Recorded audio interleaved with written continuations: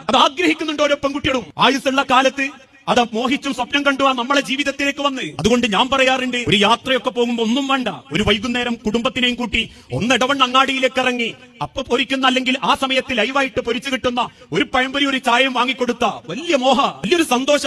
ഭർത്താവിന്റെ കൂടെ ഒരു മേശന്റെ അരികിലിരുന്ന ഒരു ചായ ഒക്കെ കുടിക്കുന്നത് സ്വപ്നമായിട്ട് കാണുന്ന ഭാര്യയാണോ എന്നറിയാൻ വീട്ടിൽ ചെന്ന് ചോദിച്ചാൽ മതി. ചെറിയ ചെറിയ സ്വപ്നങ്ങളെ ഉണ്ടാവും, വലിയ വലിയ സ്വപ്നങ്ങളില്ല. സിംഗപ്പൂർ പോകണം, മലേഷ്യ പോകണം, വാട്ടർഫാൾസ് കളിക്കണം, ഇതൊന്നുമില്ല.